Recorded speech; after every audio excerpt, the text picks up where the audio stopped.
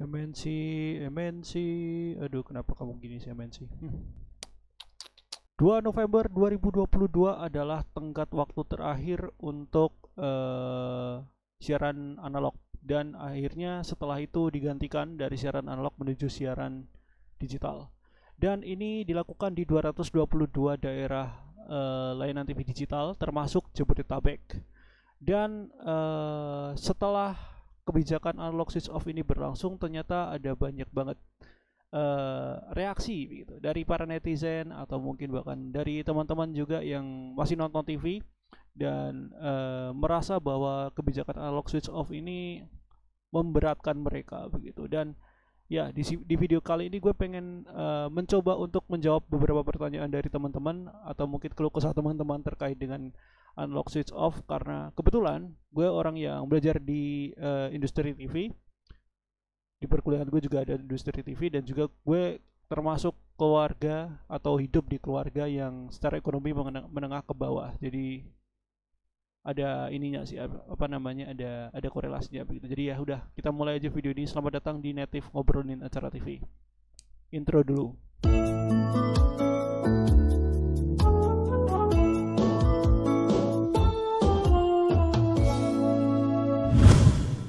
Selamat datang di Lukman Internet Media, dan kali ini kalian menyaksikan sebuah konten di mana Lukman Hanafi membahas tentang dunia pertelevisian, sistem pertelevisiannya, program-program TV-nya, kemudian lembaga penyiarannya, dan yang penting semuanya tentang dunia pertelevisian di Indonesia, karena konten ini adalah native ngobrolin acara TV.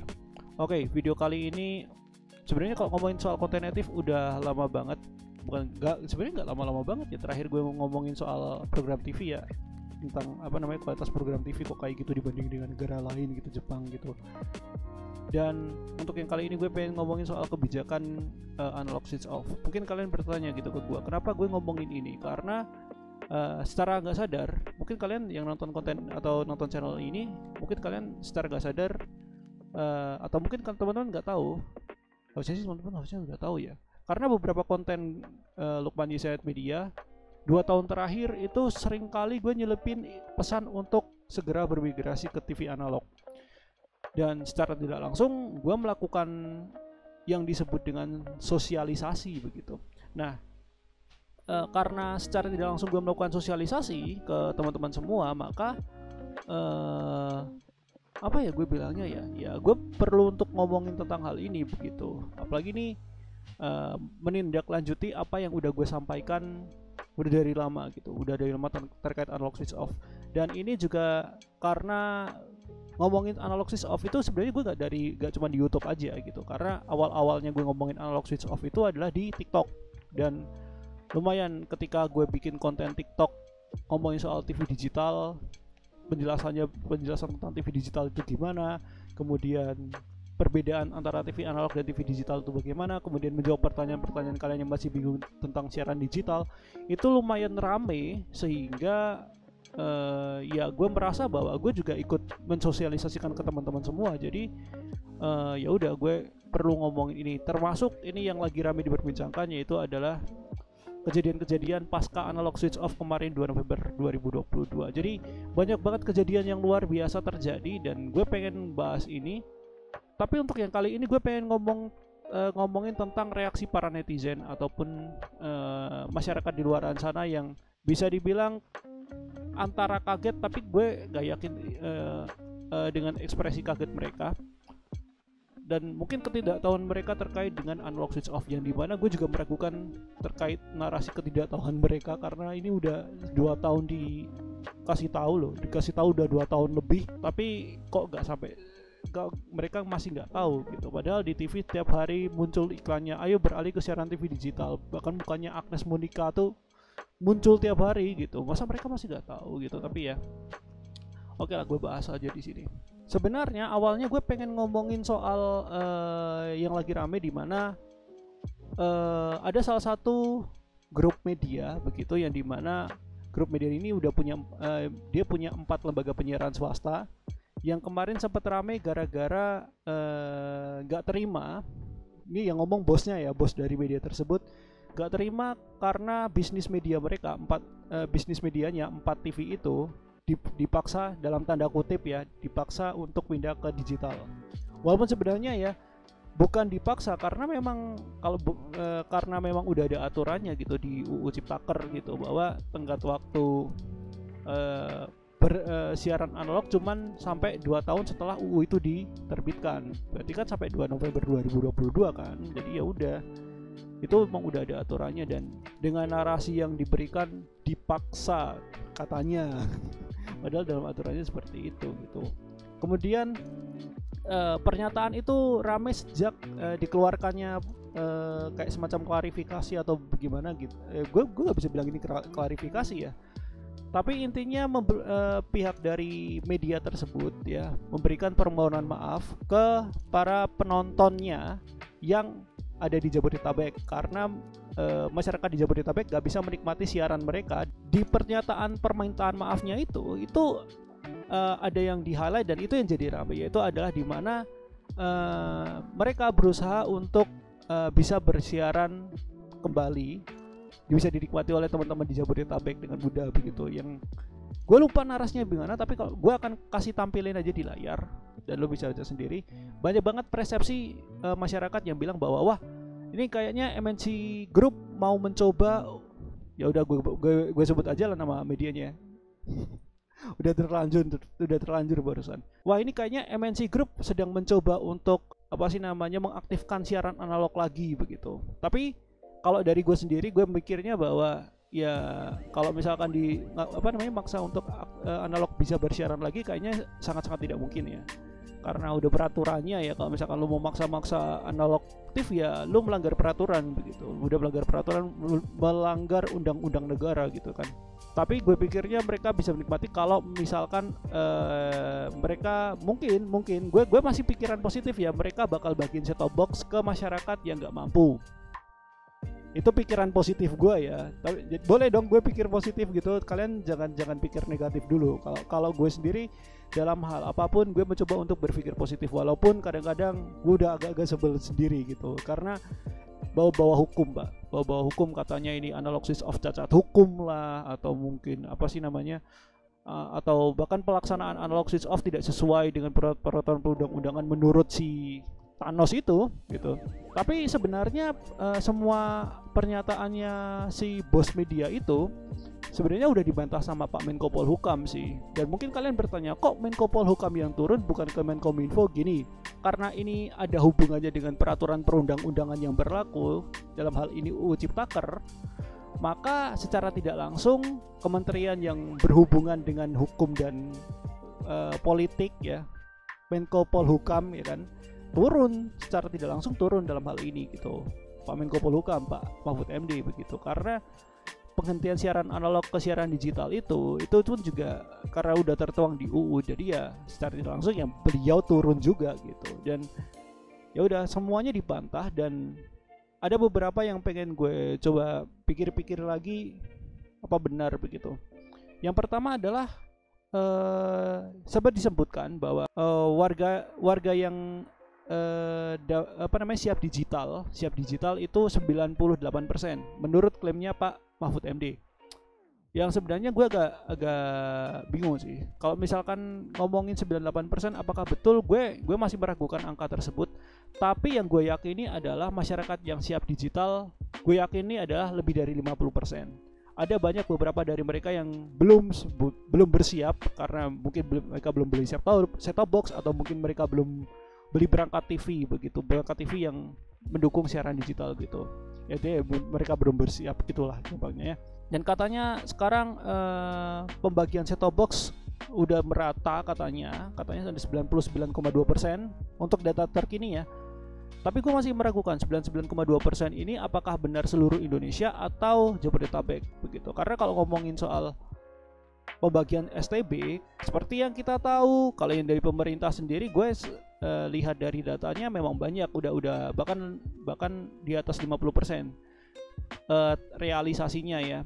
Tapi untuk yang lembaga penyiaran swasta, nah ini nih yang parah ya MNC. Gue sebut aja yang parah MNC, karena yang ditargetkan berapa juta, 1 jutaan begitu, tapi yang terrealisasiin baru 2%, Pak. Lanjut lagi, tuntutannya ASO nasional 2 November 2022 itu tidak sesuai, karena katanya si Haritano ini bilangnya ini cuman ASO Jabodetabek, padahal dibantah sama Pak Menko Polhukam karena sebenarnya gini, beberapa daerah sebenarnya udah melakukan analog switch off ya di sejak 30 April 2022 itu, yang banyak orang bilang itu gagal, padahal sebenarnya beberapa daerah sudah melakukannya. Tapi mungkin beberapa daerah yang di mana tempat tinggalnya harusnya giliran tahap 1 ternyata nggak jadi gitu, mungkin ya, gue juga nggak tahu nih yang terjadi bagaimana. Tapi yang pasti Pak Mahfud sendiri bilang udah melakukan ASO kok dari sebelum dari tanggal 30 April 2022, kemudian 25 Agustus, kemudian 5 Oktober, dan akhirnya 2 November 2022. Dan ini bukan ASO Jabodetabek ketika 2 November ya, karena ini diikuti dengan 220-an daerah layanan. Jadi pernyataannya Haritano yang ASO nasional 2 November 2022 itu tidak sesuai, malah jadinya ASO Jabodetabek, itu salah ya. Jadi udah clear. Kemudian lanjut lagi. Pihak yang diuntungkan adalah pelaku bisnis STB.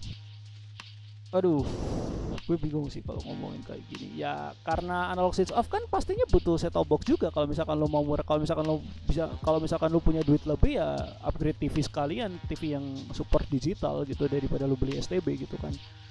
Ya kalau dibilang yang diuntungkan adalah pelaku bisnis STB ya benar, karena ya termasuk lu sebenarnya. Kalau nggak sadar, lu Haritano, kalian punya TV langganan K-Vision, kalian punya MNC Vision dan yang lain-lainnya, kalian juga jualan decoder atau STB juga kan. Jadi ya kalian juga diuntungkan, harusnya kalian juga merasa untung begitu, karena bakal ada banyak orang yang bakal pakai juga gitu. Karena gini ada banyak banget orang yang mikir bahwa dengan set-top box yang harganya cuma sekali beli dan lu bisa mendapatkan siaran yang berkualitas, maka set-top box yang TV berlangganan akan mulai menurun. Akan menurun secara tingkat penjualan atau pembeliannya. Oh, tidak sama sekali sebenarnya. Ya karena ya tergantung orangnya gitu, karena orang-orang nggak semuanya mau nonton TV FTA, Pak, atau TV gratisan atau TV yang bersiaran secara bebas dan gratis kita akses. Ada beberapa lembaga penyiaran yang menyediakan TV berlangganan, yang dimana kamu bisa mendapatkan konten-konten eksklusif yang tidak bisa kamu dapatkan di TV FTA. Ya contohnya kalau misalkan lo mau nontonin Champions TV kan nggak mungkin pakai TV digital gratisan dan pakai STB doang kan, pasti yang langganan. Nah gitu. Jadi sebenarnya tergantung kebutuhan orang aja gitu. Dan gue yakin juga penjualan set-top box atau TV berlangganan gak akan mati, Pak. Pasti bakalan lanjut gitu. Untuk masalah keuntungan, kan balik lagi, keuntungan itu kan ada di jalurnya masing-masing ya kan. Keuntungan dan rezeki itu kan jalurnya masing-masing ya. Sepinter-pinter lu bisnis aja begitu. Dan sebenarnya ini udah dari sejak 30 April yang lalu ada yang komen, dengan adanya TV digital maka bisnis satelit atau bisnis parabola akan rugi besar. Enggak juga sebenarnya, tergantung juga, karena gini, gue nemuin di lokasi terutama yang 3T ya, yang nggak terjangkau sinyal terestrial, mereka juga masih tetap pakai parabola juga, Pak. Dan mereka yang pakai parabola, mereka nggak perlu melakukan migrasi ke dari siaran analog ke siaran digital, karena mereka udah pakai digital sebenarnya. Dan gini, kalau ngomong siaran parabola atau usaha produk parabola tidak akan laku, itu salah besar. Karena mungkin teman-teman nggak tahu nih, ada beberapa kanal yang tidak bisa diakses di FTA atau di free to air, tapi hanya akan ada di jaringan satelit. Contohnya apa? TV khusus keagamaan. Nah, teman-teman yang non muslim ya, teman-teman pasti tahu ada channel namanya U Channel, ada IAM Channel, ada, gue lupa apalagi sih, sumpah gue lupa tuh. Ada channel-channel tersebut yang nggak mungkin lu akses di TV digital FTA yang terestrial itu, yang lagi digalakkan pemerintah. Nggak mungkin lu bisa dapat channel-channel itu. Lu hanya bisa mendapatkan channel tersebut kalau nggak streaming satelit. Udah gitu aja. Jadi kalau ngomongin soal bisnis satelit akan rugi, enggak juga, tergantung kebutuhan juga. Karena gue yakin kebutuhan orang nonton TV enggak semuanya nonton TV konvensional, TV FTA atau ya semacam TVRI, TV One, Kompas TV dan teman-temannya yang bisa kita akses hanya dengan antena biasa gitu loh. Oke. Sudah clear ya gitu. Nah, itu yang rame terkait grup media yang memprotes terkait kebijakan ASO ini. Nah, sekarang gue pengen ngomongin soal komentar-komentar netizen. Tapi untuk yang ini sebenarnya selama ini gue ngelihatnya ya kebanyakan yang muncul adalah yang positif, di mana mereka menyambut baik dengan analog switch off ini. Namun tidak sedikit gue nemuin reaksi netizen ataupun warga di luaran sana yang terdampak analog switch off itu ngomel-ngomel sendiri gara-gara mereka nggak bisa nonton TV, nonton acara kesayangan mereka. Ini udah gue rangkum ada beberapa karena saking banyaknya dan mungkin nggak bisa gue kasih lihat di layar semuanya ya, tapi setidaknya gue udah nulis beberapa pertanyaan yang setidaknya ini kalau lo temuin di Twitter, Facebook ataupun Instagram bakal banyak banget yang bilang kayak gini. Oke, yang pertama ini sekali lagi ya sebelumnya disclaimer, gue menjawab pertanyaan-pertanyaan dari para netizen ini karena gue adalah orang yang pertama belajar dunia industri TV dan gue belajar tentang sinyal digital dan sinyal analog karena itu pelajaran basic fisika ya. Itu yang pertama. Lalu yang kedua, gue hidup di keluarga yang secara ekonomi menengah ke bawah, jadi mewakili kalian yang protes-protes ini. Oke, gue kasih kita langsung aja jawab pertanyaan-pertanyaannya yang atau komentar-komentar kita tanggapi ya istilahnya gitu, karena biasanya formatnya bukan pertanyaan gitu. Yang pertama, narasi yang digaungkan para netizen ya itu adalah boro-boro beli STB buat makan aja udah bersyukur. Gue nggak tahu semiskin apa kalian, tapi gue bukannya mau ngerendahin kalian, tapi karena kita sama-sama nih secara ekonomi menengah ke bawah sama-sama nih ya. Oke, bahkan buat teman-teman yang ekonominya ke bawah banget, gue yakin memang hidup sulit gitu emang. Tapi kembali lagi, kalau misalkan hiburan kalian adalah TV, mungkin kalian mikir STB itu mahal banget gitu. Kita aja buat makan mesti mikir 2 kali, ini suruh beli STB. Oke, teman-teman yang ekonominya ke bawah, ekonominya menengah ke bawah dan bahkan ada yang ekonominya ke bawah banget, gue pengen ngasih tahu atau gue pengen ngajak lu untuk mengingat apa yang sudah kita pelajari dari zaman kita kecil. Atau mungkin kalian yang nggak pernah sekolah, gue mau ngasih tahu ada ada sebuah kebiasaan yang udah ditanamkan sejak kecil dan harusnya ini bisa kita lakukan, harusnya udah kita lakukan sih dari zaman kecil sampai sekarang. Dan mungkin buat kalian yang belum pernah melakukan, harusnya kita mulai dari sekarang nih. Kalian tahu apa itu? Yap, menabung. Gue tahu menabung adalah satu hal yang sangat sulit buat orang-orang yang nggak mau berusaha, gue yakin.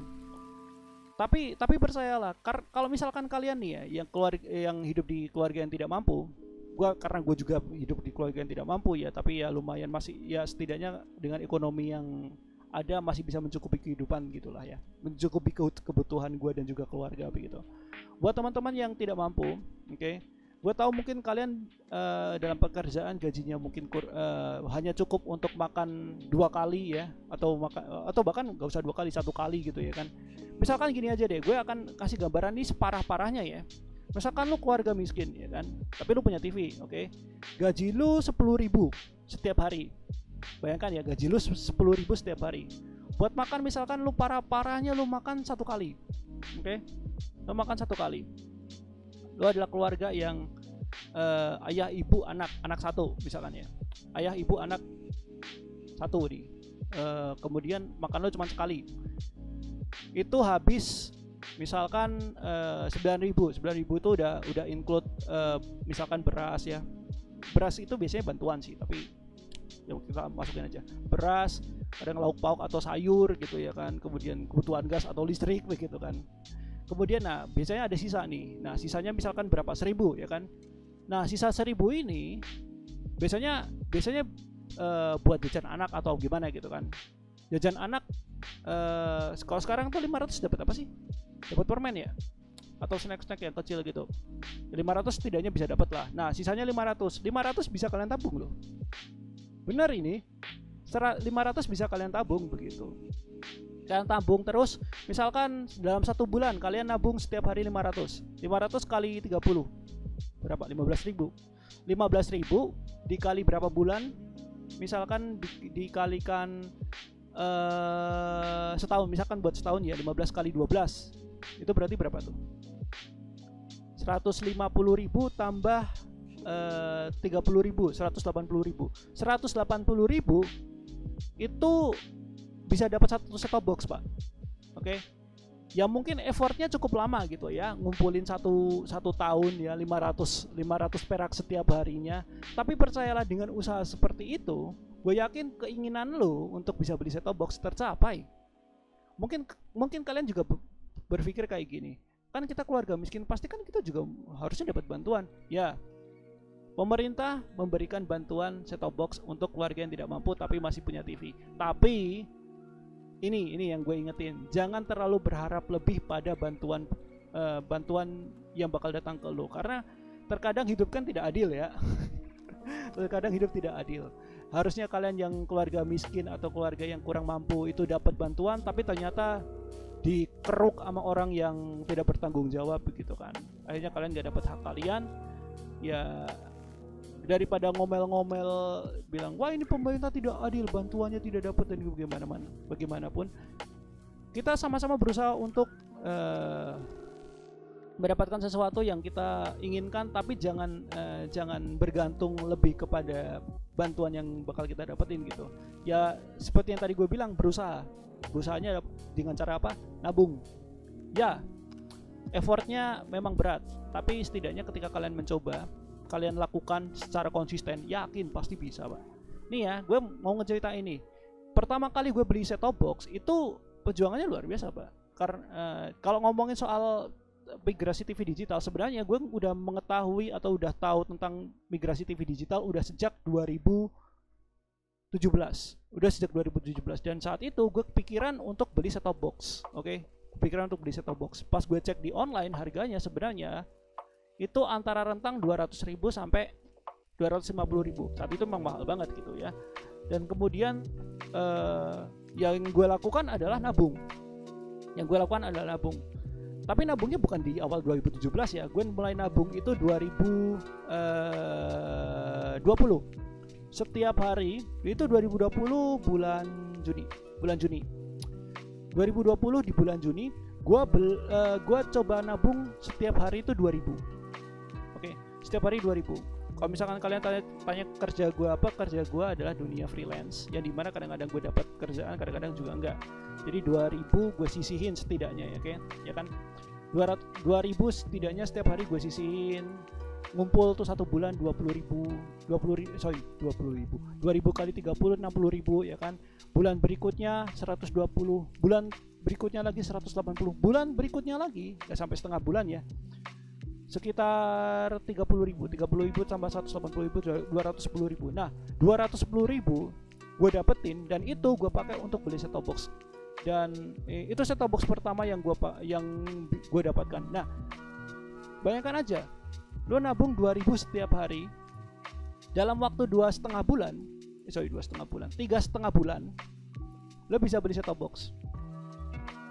Alokasikan dana. Nah itu, mengalokasikan dana itu penting untuk semua orang ya, nggak cuma lu yang kaya, tapi yang keluarga tidak mampu, lu mesti belajar mengalokasikan keuangan kalian gitu. Jangan kalian yang miskin dapat duit kemudian kalian gunakan untuk makan keluarga kalian begitu ya kan. Kalian foya-foyakan, kalian habiskan semua gaji yang udah kalian dapatkan dalam satu hari itu untuk makan kalian. Jangan, oke? Alokasikan duit kalian.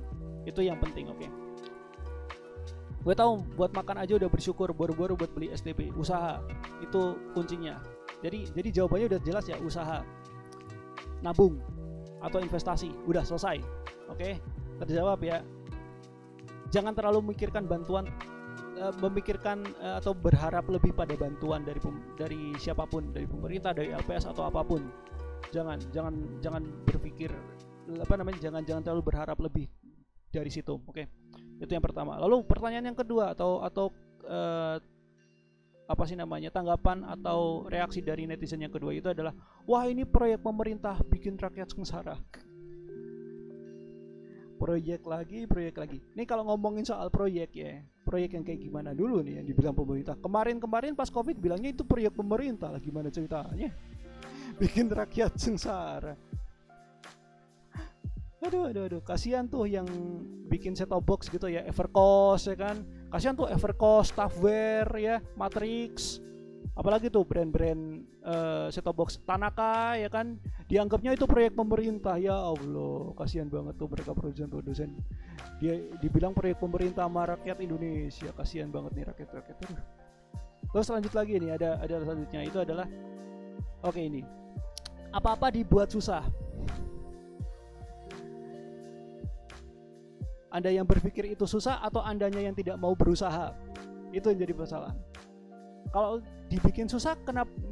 Kan harusnya nyari solusi ya kan. Harusnya nyari solusi, bukannya malah menyalahkan gitu. Kalau misalkan menurut lo itu adalah hal yang susah, ya cari solusi agar hal yang susah itu bisa kamu lakukan atau bisa kamu nikmati prosesnya gitu dengan mudah gitu, dengan happy begitu.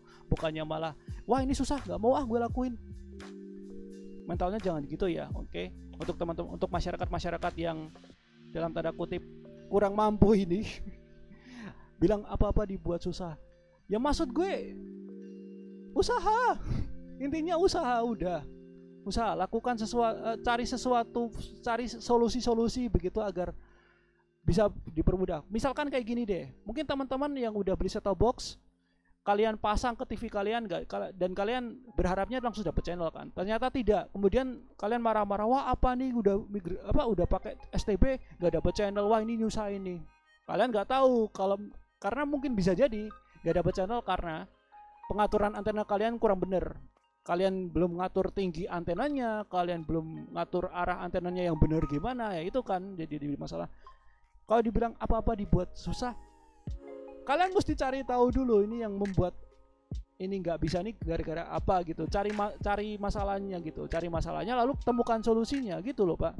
Atau kalau misalkan kalian nggak mau ribet, kalian mungkin, gue yakin nih ya, gue yakin banget kalau misalkan teman-teman semua yang kurang mampu tinggal di pedesaan, gue yakin ada beberapa dari masyarakat di desa lu yang ahli dalam ngurusi TV-TV per TV-an kayak gini. Ya kalian minta tolong sama mereka aja gitu.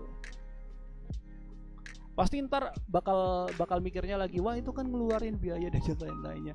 Ya kalau misalkan kalian nggak mau kayak gitu, ya kalian coba pelajari gimana caranya mengatasi biar bisa dapat sinyal sinyal TV digital yang benar itu gimana, ngarahin antenanya mesti gimana, tingginya mesti seberapa, kan kayak gitu. Intinya berusaha.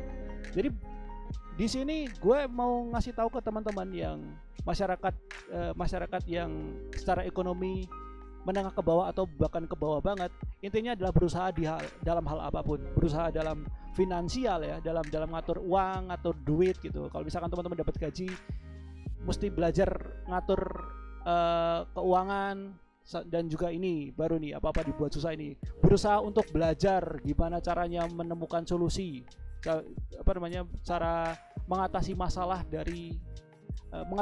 yang kalian hadapi begitu. Misalkan contoh ya tadi, kalau misalkan kalian udah pasang set-top box, ternyata kalian gak dapat siaran digital, ya kalian mesti melakukan sesuatu agar bisa dapat siaran digital. Gimana caranya? Belajar gimana caranya. Kayak misalkan putar antena arahnya yang benar di mana, tingginya berapa, kemudian kabelnya sepanjang berapa begitu. Pengaturan tersebut mesti kalian pahami gitu agar kalian ya nggak cuma ngomel-ngomel bilang susah-susah terus kalian bukannya malah keluar atau nggak mau melakukannya. Mesti kalian pelajari gitu. Kalian lakukan, syukur-syukur kalau misalkan kalian ternyata paham dan kalian lakukan dan akhirnya bisa, bagus. Jadi usaha kalian nggak sia-sia gitu loh. Oke. Itu. Kemudian ini yang terakhir nih. TV digital mulu, acara dibenerin dong. Gini, gue mau ngasih tahu. Mungkin teman-teman yang bilang acara TV jelek itu adalah karena teman-teman melihat program-program TV yang jelek itu ya yang ada di permukaan yang ramai diperbincangkan gitu. Teman-teman merasa bahwa sinetron Indosiar itu jelek ya karena memang sinetron Indosiar itu lagi banyak banget diperbincangkan. Mungkin teman-teman gak melihat program-program TV di luaran sana yang mungkin sebenarnya bagus, tapi sebenarnya ya hype-nya kurang gitu. Hype-nya kurang, makanya acara-acara bagus tersebut gak dapat popularitas dalam tanda kutip gitu. Gak diomongin banyak orang begitu. Kalah sama acara yang menurut lo sampah atau jelek ini gitu. Nah, jadi kalau ngomongin acaranya dibenerin dulu, sebenarnya dari lu penonton juga sih, mesti coba lihat konten-konten yang disediakan dari lembaga penyiaran yang berbeda dari sebelum, dari yang top of mind itu. Kalau ngomongin soal penyiaran yang top of mind, siapa saja? Indosiar, RCTI, SCTV, Antv, MNC TV, ya kayak gitu-gitu. Kalian coba lihat tayangan-tayangan dari lembaga penyiaran selain selain stasiun TV yang gue sebutin tadi gitu. Bisa jadi mereka malah bikin programnya yang berkualitas. Kalian mungkin nggak tahu gitu. Dan lagi gini, kalau ngomongin soal TV digital, sebenarnya manfaatnya, salah satu manfaatnya dari TV digital adalah membuat lembaga penyiaran yang mungkin secara jangkauan cuma daerah dan ataupun TV komunitas itu bisa ikutan muncul ke permukaan. Bisa jadi TV daerah maupun TV komunitas, mereka yang nggak pernah lu sentuh atau nggak pernah lu ketahui, ini mereka sebenarnya juga berusaha untuk bikin konten berkualitas juga. Dan dengan adanya digital ini, mereka punya kesempatan agar program-program yang mereka buat dan dalam tanda kutip berkualitas tersebut bisa dikenal lu. Gitu loh Pak. Oke. Mungkin teman-teman yang nonton TV ya, yang kita tahu RCTI, MNC TV, GTV, iNews, SCTV, Indosiar dan teman-temannya gitu kan. Tapi teman-teman tahu nggak TV-TV daerah yang ada di daerah kalian? TV daerah seperti selain TVRI ya, TVRI kan memang ada siaran daerahnya juga ya. Tapi maksud gue lembaga penyiaran atau stasiun televisi yang beroperasi di daerah-daerah. Mungkin buat tinggi aja ya. Buat teman-teman yang ada di Jawa Tengah, mungkin teman-teman cuman tahu RCTI, MNC TV dan teman-temannya, begitu TV-TV nasional. Tapi teman-teman tahu nggak ada siaran namanya Ratih TV, Temanggung TV, ya kan, TA TV, Semarang TV, Simpang 5 TV. Mungkin kan teman-teman nggak tahu. Nah, inilah gunanya TV digital. Mereka stasiun televisi yang mungkin yang kita nggak tahu, mereka tuh bisa muncul ke permukaan dan bisa jadi mereka menayangkan program-program berkualitas yang akan membuat kita sebagai penonton merasa tertarik untuk melihat, wah ini program TV yang sebenarnya tuh yang harusnya seperti ini gitu. Kan bisa jadi gitu. Jadi kalau ngomongin soal TV digital, sebenarnya manfaatnya banyak banget. Di samping mungkin lo akan mikir kekurangannya adalah karena peralatannya yang terlalu mahal dan yang lain-lainnya. Please, oke, satu kata, kembali lagi, ini satu kata yang akan jadi kata kunci di video ini, atau mungkin bahkan gue akan jadiin thumbnail mungkin. Katanya adalah berusaha. Oke, jangan malas. Anda sudah miskin, malas. Anda sudah miskin, malas, bodoh, itu yang jadi beban. Bukannya masyarakat Indonesia jadi maju, Indonesia semakin sengsara gara-gara kalian gitu. Mulai sekarang pola pikir kita coba kita rubah, oke? Teman-teman yang masyarakat yang hidup di ekonomi yang menengah ke bawah ataupun teman-teman yang ekonominya ke bawah banget, kita sama-sama berusaha untuk merubah gaya pola pikir kita. Kita yang dapat gaji coba untuk mengalokasikan uang yang kita dapatkan, itu kemudian kalau misalkan kita nggak tahu ya belajar, usaha mau belajar gitu. Lu nggak peduli lu masih muda atau lu udah tua, belajar tuh penting Pak. Kalau di hidup lu nggak pernah belajar sama sekali, ya buat apa lu hidup gitu. Maksud gue, jangan mentang-mentang kalian udah tua kalian merasa bahwa wah gue terlambat untuk mempelajari hal tersebut, ya udah gue gak akan pelajari. Jangan seperti itu, harus dipelajari semuanya Pak. Gini, ngomongin soal TV digital, ini pun adalah bagian dari perkembangan teknologi Pak. Setiap masa pasti akan terjadi perkembangan teknologi. Bahkan TV digital seperti yang lagi diomongin atau yang lagi digalakan sama Kemenkominfo dan juga lembaga penyiaran, itu bisa jadi ini baru permulaan. Bisa jadi ntar kedepannya teknologinya akan semakin canggih lagi, dan kita dituntut untuk mengikuti perkembangan zaman. Kita nggak bisa stay di zona aman kita gitu. Kita nggak bisa stay terus di analog begitu. Kalau kita stay di analog terus, perkembangan teknologi yang harusnya bisa kita nikmati dengan mudah malah jadi terhambat gara-gara ini, dan malah kita merasakan telat gitu. Jadi begitu. Semoga masyarakat tercerahkan dengan apa yang gue bahas. Kalau misalkan teman-teman, kembali lagi teman-teman, kalau merasa apa yang gue bahas ini ada beberapa yang masih keliru, teman-teman bisa koreksi di kolom komentar di bawah. Teman-teman yang punya beda pendapat mungkin ya, beda pendapat dengan gue, silakan kolom komentar gue buka untuk kalian. Tapi gue pengen ngasih tahu ke kalian, kalian gak perlu ngegas, gak perlu ngata-ngatain gue buzzer dan yang lain-lainnya, karena banyak banget nih yang ngatain gue buzzer kemarin ini. Karena gue pengen mencoba untuk meluruskan pemikiran orang terkait digital itu bukan berarti pakai internet. Digital tuh cuma penggunaan gelombang siarannya aja gitu. Gue coba memberikan kayak perbaikan terkait kata di TV digital ini, malah gue dituduh gue buzzer. Anjing. Nih kalau misalkan gue buzzer, gue mungkin makan setiap hari. Sekarang nggak perlu keluar terus ke depan warung. Gue kalau misalkan buzzer ya tiap hari gitu kan, gue gak perlu syuting kayak gini. Gue udah beli kamera ya kan, gue udah beli kamera, gue udah nge-hire tim ya kan. Gue makannya di KFC tiap hari gitu ya kan. Tapi kan enggak sekarang nih. Lu coba lihat aja, gue cuma modal HP buat ngerekam ini doang, sama audio cuman kayak gini doang. Udah gitu aja. Terima kasih untuk teman-teman semua yang udah mendengarkan, dan teman-teman yang udah nonton video ini dari awal sampai akhir. Jangan lupa share ke teman-teman kalian ataupun orang tua kalian yang masih buta akan kebijakan analog switch off ini dan masih menganggap itu adalah proyek pemerintah lah, itu menyengsarakan rakyat kecil lah, dan whatever is this, gara-gara nonton iNews ya. Gara-gara nonton iNews, nontonin Aiman dan yang lainnya. Aduh, parah.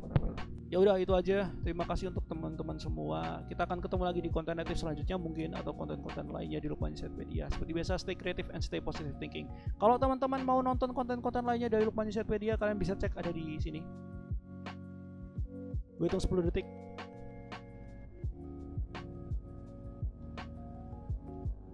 Itu aja ya. Sampai jumpa.